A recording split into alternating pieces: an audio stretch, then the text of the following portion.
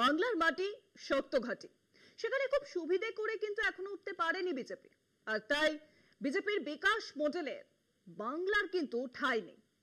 এর আগে রাজ্যের মুখ্যমন্ত্রী বারবার বাংলার প্রতি কেন্দ্রের বঞ্চনার অভিযোগ তুলেছেন। ভাঙা রেকর্ডের মতো বিজেপি একই উত্তর দিয়ে গেছে।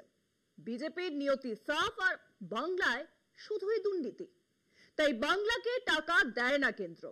এবার সেই মিথ্যের হাড়ি ভরা বাজারে ভেঙে গেল, সরি ভরা রাজ্যসভায় ভেঙে গেল। 100 দিনের প্রকল্পে রাজ্য পিছু কত টাকা বকেয়া পড়ে আছে প্রশ্ন করেছিলেন রাজ্যসভার তৃণমূল সাংসদ ডেরেক ওব্রায়েন। কেন্দ্রের তরফে জবাবও এলো।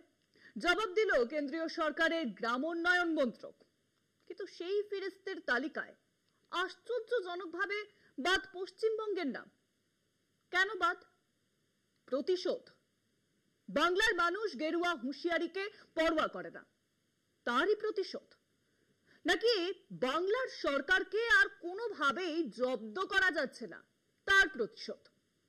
শুধু রাজ্যের সরকার নয়, এবার বাংলার প্রতি বঞ্চনা নিয়ে সরব হয়েছেন রাজ্যসভার কংগ্রেস সাংসদ জয়রাম রমেশও। দেখুন, এই ছবিই প্রমাণ দেয় যে বাংলা বঞ্চনা নিয়ে বারবার কেন্দ্রের দরজায় কড়া নাড়লেও খালি হাতেই ফিরতে হয়েছে রাজ্যের শাসক দল তৃণমূলকে। অথচ ভুয়ো জব কার্ড বাতিলের তালিকায় প্রথম সারিতেই রয়েছে বিজেপি শাসিত রাজ্যের নাম। বাংলা সেখানে অনেকটাই নিচে। তবুও টানা 3 বছর রাজ্যে বন্ধ রয়েছে 100 দিনের কাজ। এ নিয়ে সংসদে 100 দিনের প্রকল্পের রাজ্য পিছু কত টাকা বকেয়া পড়ে সেই হিসেব জানতে চান রাজ্যসভার সাংসদ ডেরেক ওব্রায়েন।